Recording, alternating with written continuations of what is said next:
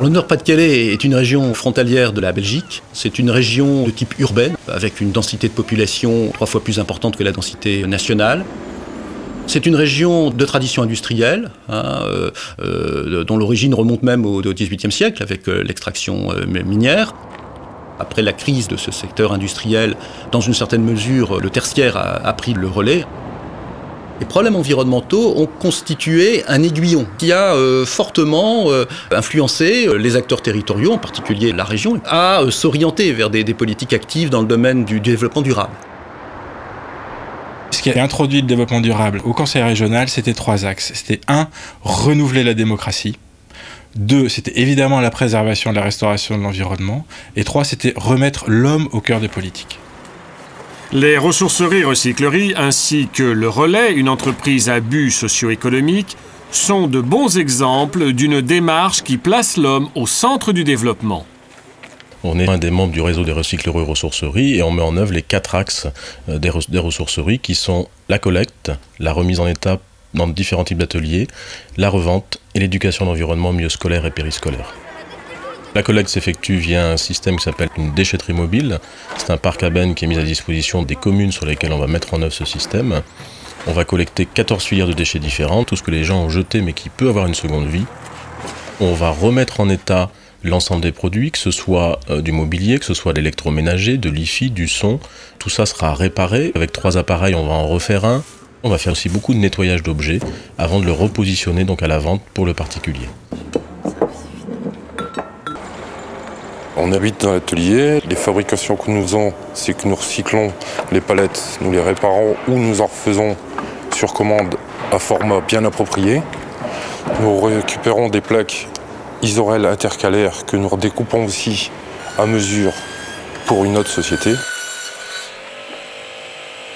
C2R est un acteur à part entière en termes de développement durable. Au niveau social, nous mettons en œuvre une politique de pérennisation des emplois.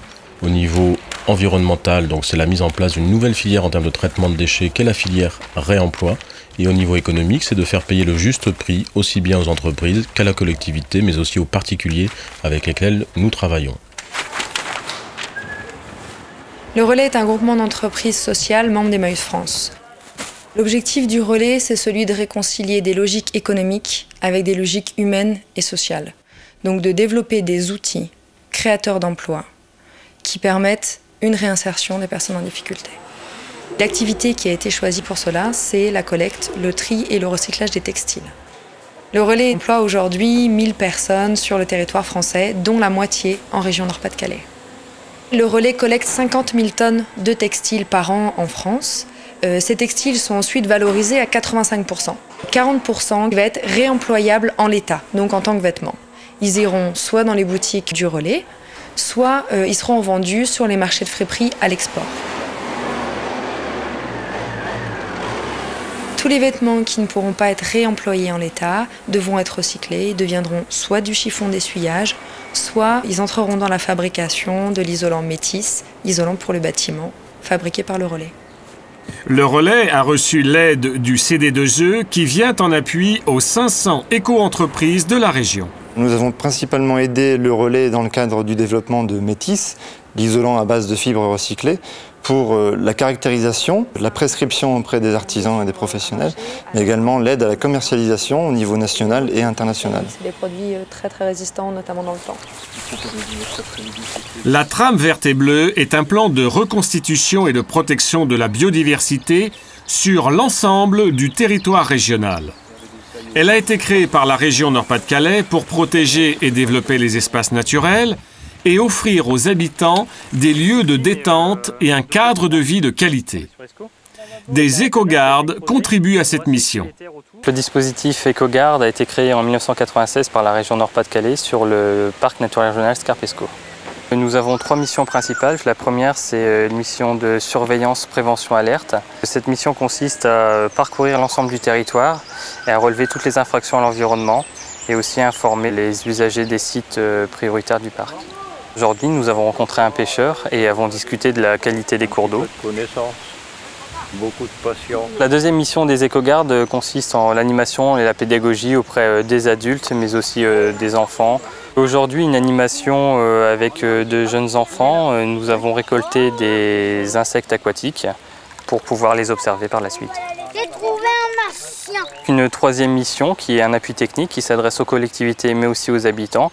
Ce sont souvent des questions d'ordre juridique mais aussi des conseils en plantation, en réhabilitation de décharges et en traitement des pollutions par exemple.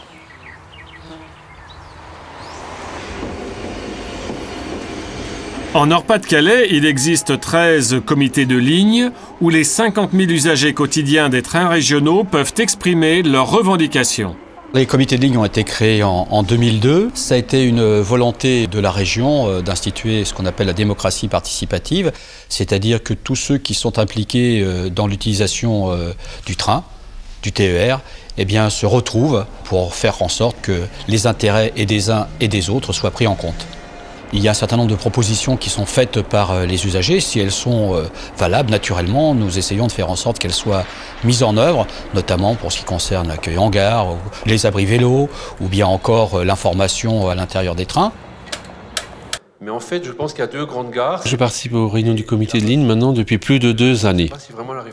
Quand il y a un souci, on peut contacter les instances, que ce soit donc la direction elle-même de la SNCF, voire le conseil régional lui-même. Et il y a eu des réponses tout à fait positives à des demandes intermédiaires entre les comités de ligne. Et par rapport aux comités de ligne, des décisions ont été prises ici même qui ont été appliquées ensuite. Chacun a peut-être des positions qui sont contradictoires parce que les intérêts individuels ne sont pas obligatoirement l'intérêt collectif. Et c'est de faire comprendre donc et aux uns et aux autres qu'il faut trouver un consensus qui fasse en sorte que l'intérêt collectif prime sans que les intérêts particuliers soient ignorés. Il fait notamment le train par rapport à la voiture individuelle. Quand on travaille au fond... L'association La Chaîne des Terrils accueille chaque année 14 000 enfants sur la base du 11-19, un ancien site minier. Les animateurs évoquent la riche histoire du lieu et ils font découvrir la faune et la flore présentes. Du haut des terrils, une lecture du paysage permet à chacun de découvrir des facettes de l'environnement naturel, mais aussi culturel, social et économique de la région.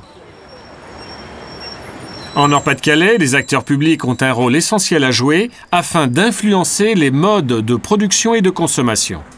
Le moyen de sortir de ce mode de consommation, même si le mode de consommation peut être un levier d'action citoyenne, de bien choisir ses produits en fonction du coût environnemental, du coût social, mais c'est un moment changer de système de valeurs, un système dans lequel un air pur, une eau saine, un cadre de vie agréable, ont beaucoup de valeurs en soi, c'est une vraie richesse que d'avoir la santé, que d'être heureux, tout simplement. Et donc on a à offrir ce changement de valeur et une alternative aux citoyens pour qu'ils sortent du consommateur lambda à un éco-citoyen.